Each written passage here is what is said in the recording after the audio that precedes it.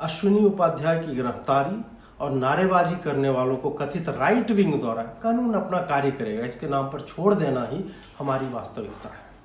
एक तरफ राम राम चिल्लाएंगे जैसा नारा है, दूसरी तरफ रक्त से लथपथ एक साधु। नैरेटिव नारे के ऊपर चल रहा है, पोस्टर नारा लगाने वालों को पकड़ने के लिए बनाए जा रहे हैं। हमने बड़ी सहजता से नारा लगाने वालों को धुतकार कर छोड़ दिया है। तनिक सोचो कि वो नारा किसके लिए लगा रहे थे।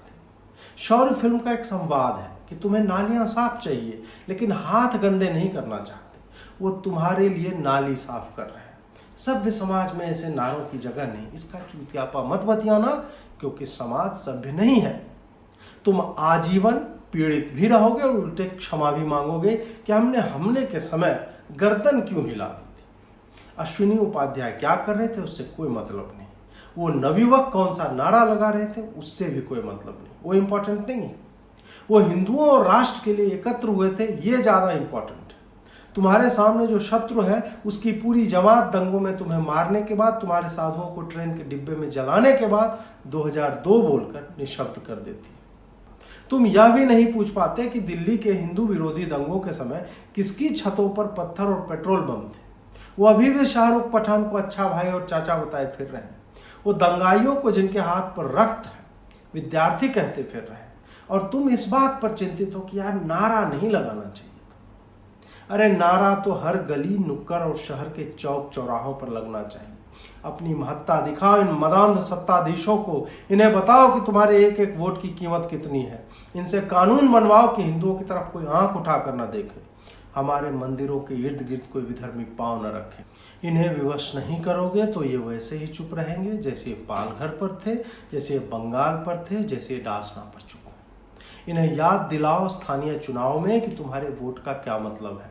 इन्हें पावर से दूर जाने का भय होना चाहिए। इन्हें पंचायत चुनाव में, नगर निगम में अपनी शक्ति दिखाओ और उन स्थानीय नेताओं से कहो कि वोट तो उन्हें ही देते, लेकिन साधुओं की हत्या पर मौन साधने वालों को अपना नेता मानने वालों के लिए तुम्हारा वोट नहीं है। जब तक इन्हें नीचे के कार्यकर्ताओं की रिपोर्ट नहीं मिलेगी, तुम्हारे अपने मित्र उनके घरों से उठाए जाते रहे। इसलिए जागो, वोट की ताकत को पहचानो, प्रेशर ग्रुप की तरह काम करो। स्थानीय नेताओं को लगातार बोलते रहो कि तुम्हारी राष्ट्रीय स्तर की चुप्पी लोकल चुनाव में तुम्हारी जड़ें उथली कर रही।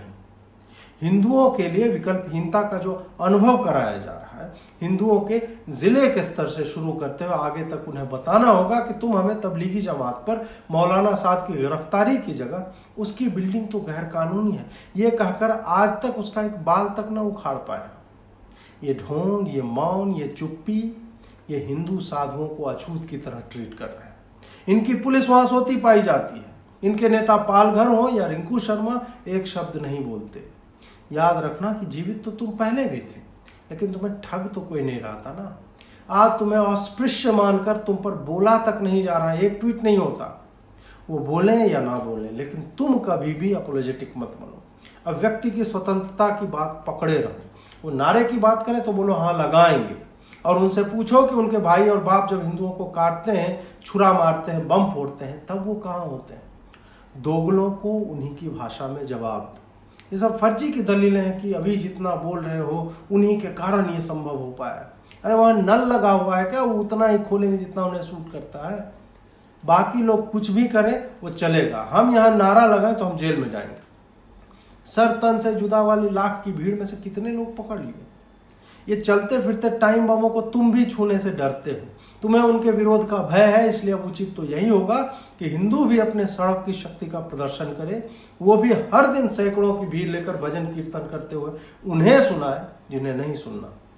सरकार को फर्क नहीं पड़ता कि पालघर में साधु की लिंचिंग हुई, उसको शबाना आजमी के पैर में मोच में ज्यादा रुचि है। वो सरकार है, वो कुछ भी कर सकती है।